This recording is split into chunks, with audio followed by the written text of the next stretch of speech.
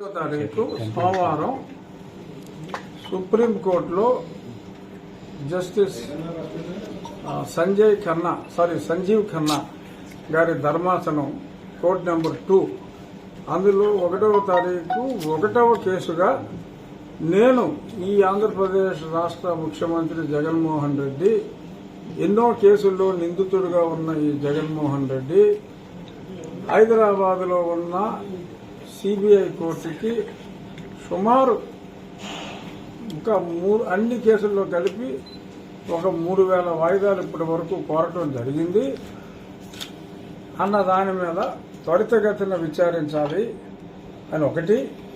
అసలు ఇన్నాళ్ళు కోర్టుకు వెళ్ళలేదు కాబట్టి అసలు బెయిల్ కూడా రద్దు చేయాలి అని ఇంకొకటి వేసిన పిటిషన్లు 1వ తారీఖు సెకండ్ కోర్టులో ఫస్ట్ కేసుగా విచారణకి రాబోతోంది.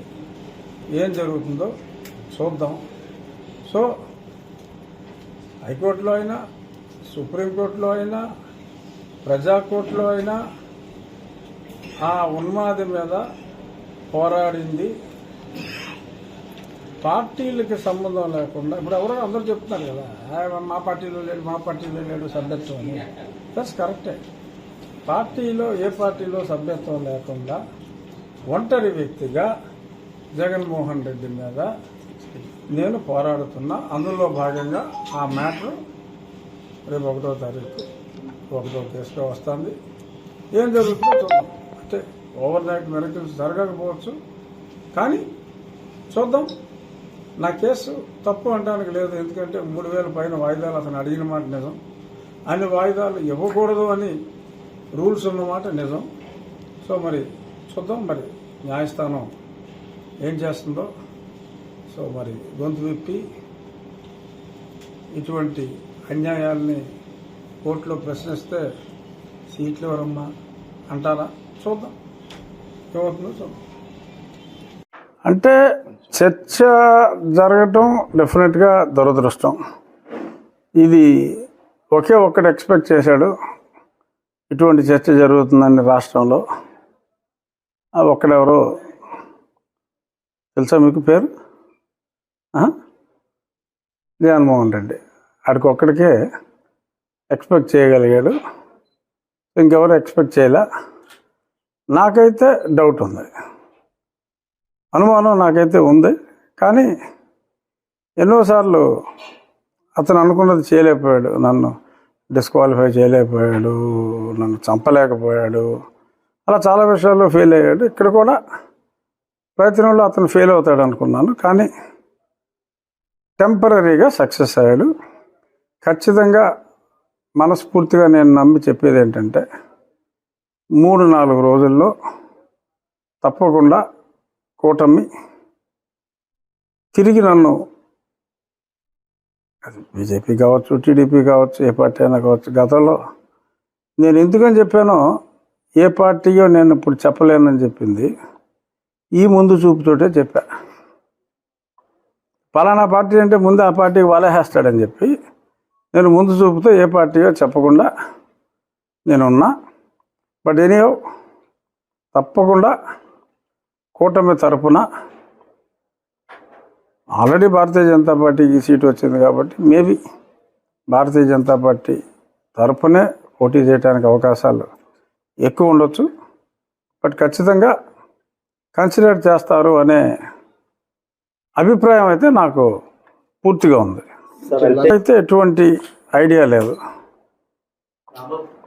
చూద్దాం. ప్రస్తుతానికి ఇంకా నేను ఏ పార్టీలో లేను. ఆ పార్టీలు కూడా అదే చెప్తున్నాయి. ఒక పార్టీ మరి జాయిన్ అవ్వకుండా ఎలా ఇస్తామని చెప్పి మరి తిరుపతికి సీట్ కన్ఫర్మ్ చేసి జాయిన్ చేసుకున్నారు. అంటే అబద్ధం ఆడినా కూడా పాపం అరగంటలో దొరికేశారు. అలాగా కొద్దిమంది ఇంకో పార్టీలో కూడా ఇలాంటి ప్రచారమే చేయాలనుకున్నారు. వాళ్ళు కూడా మరి ఉబలాటం ఆపుకోలేక ఇంకా జాయిన్ అవ్వకుండానే సీటు కూడా డిక్లేర్ చేశారు. ఇంకా జాయిన్ అయ్యాడో లేదో కూడా తెలియదు అభ్యర్థి. సో ఇటువంటివి ఉన్నాయి కాబట్టి అది కేవలం జాయిన్ అవ్వలేదు అనేది అది ఒక అభియోగం. బట్ అది పెద్ద ఇష్యూ కాదు. డెఫినెట్గా నాకు నరేంద్ర మోడీ గారి మీద, చంద్రబాబు నాయుడు గారి మీద పవన్ కళ్యాణ్ గారి మీద పూర్తి విశ్వాసం ఉంది, వారి నాయకత్వం మీద. డెఫినెట్గా జగన్మోహన్ రెడ్డిని వారు ప్రేమించరు అనేదే నా ప్రగాఢ విశ్వాసం. మొట్టమొదటిసారిగా ప్రజలందరికీ జగన్మోహన్ రెడ్డి అంటే ద్వేషం ఉంది చాలామందికి. బట్ ఆ ద్వేషం ఉండటం వేరు, మనసులో కుమిలిపోయినా అని అడగటం వేరు, అంటం వేరు. సో అది నేను అందరికన్నా ఓ సంవత్సరంన్నర ముందు ఎక్స్ప్రెస్ చేశా, అది ప్రజలకు తెలుసు. సో కాబట్టి జగన్మోహన్ రెడ్డి మీద జరుగుతున్న ఈ ప్రజా పోరాటంలో, ఈ ఎలక్షన్స్లో జగన్మోహన్ రెడ్డిని తొలిసారిగా ఎదుర్కొన్న వ్యక్తికి డెఫినెట్గా, ఎందుకంటే ఇప్పుడు నన్ను జైల్లో పెట్టాడు, అప్పుడు చంద్రబాబు నాయుడు గారు ఎంతో తపన పడ్డారు, ఆయన చేయగలిగిన సహాయం చేశారు, ఆయనే ఎన్నోసార్లు మీటింగుల్లో చెప్పారు. మరి అంత సహాయపడిన వ్యక్తి నాకు ఎందుకు అన్యాయం చేస్తారు? అలాగే కేంద్రంలో ఈ పనికిమాలినోడు నన్ను డిస్క్వాలిఫై చేయాలని చూశాడు, కేంద్రం చేతిలో పని, ఇప్పుడు నన్ను చంపాలని చూశాడు, నాకు సెక్యూరిటీ ఇచ్చారు. సో నన్ను చంపకుండా కాపాడిన కేంద్ర ప్రభుత్వం, ఆ పదవి పోకుండా కాపాడిన కేంద్ర ప్రభుత్వం, నేను వీడి చేతిలో చావు దెబ్బలు తిని బయటికి రావటంలో ఆ సమయంలో మరి ఎంతో సహాయం చేసిన చంద్రబాబు నాయుడు గారు నాకు అన్యాయం చేస్తారు అనే ఆలోచన కూడా నాకు లేదు. డెఫినెట్గా 3 రోజులు పడుతుందా, 4 రోజులు పడుతుందా, ఖచ్చితంగా కూటమి అభ్యర్థిగా నేను నరసాపురం నుంచే పోటీ చేయగలను అన్న విశ్వాసం నాకుంది. నాకన్నా ఎక్కువగా ఆ నియోజకవర్గ ప్రజలకే కాదు, రాష్ట్రంలో ఉన్న జగన్మోహన్ రెడ్డిని ద్వేషించే అందరికీ కూడా ఉంది. ఇంతమంది కోరుకుంటున్న నా కూటమి అభ్యర్థిత్వాన్ని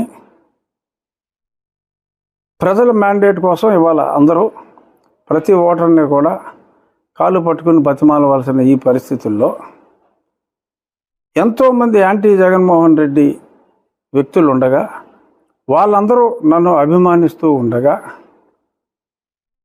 ఎలక్షన్లు గెలవాలనుకున్న ఎవరికీ కూడా నాకు అన్యాయం చేయాలన్న ఆలోచన రాలేదు.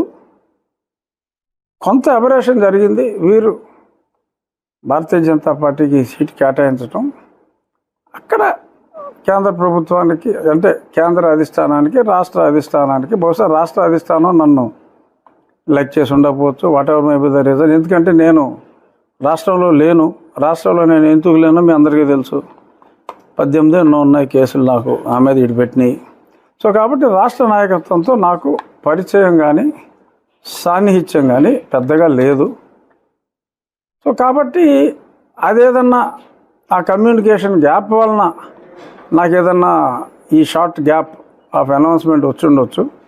బట్ ఒక రకంగా ఏది జరిగినా మన మంచిగా అనుకునేటట్టు నన్ను చాలామంది ప్రజలు, జగన్మోహన్ రెడ్డిని ద్వేషించే వాళ్ళు నన్ను ప్రేమిస్తున్నారు చాలామంది అని నేను అనుకున్నాను. కానీ ఇంతగా నాకు కష్టం వచ్చినప్పుడు నన్ను ఇంతగా స్వాంతన చేకూర్చడానికి కంటిన్యూస్గా వేలాది మెసేజ్లు ఎత్తగలిగి నన్ను ఫోన్లు ఎత్తా. మధ్యలో ఎవడో చెత్తన రావాలిగా, ముందు నీకు వచ్చింది అనుమానం, ఏం చేయమంటావు నువ్వు చెప్పు. నాకైతే అనుమానం రాలా, అందుకని ఏం చేయాలో నాకు తెలియదు. సరే, భవిష్యత్తులో అంటూ ఎన్నికల్లో ఎంపీగా బయటకు వస్తారు, మళ్ళీ కూడా చేస్తారు. ఖచ్చితంగా నేను నరసాపురం నుంచి ఎంపీగా రావాలి. జగన్మోహన్ రెడ్డి అనేవాడు ఇక్కడ ఎన్నికల్లో ఓడిపోవాలి, రాష్ట్ర ఎన్నికల్లో అనేది మెజారిటీ ప్రజల అభిప్రాయం ఈ రోజుకి. సో డెఫినెట్గా వాళ్ళ కోరిక తప్పకుండా నెరవేరుతుంది అనేది నా విశ్వాసం. అది అతి విశ్వాసం కాదని నేను అనుకుంటున్నాను.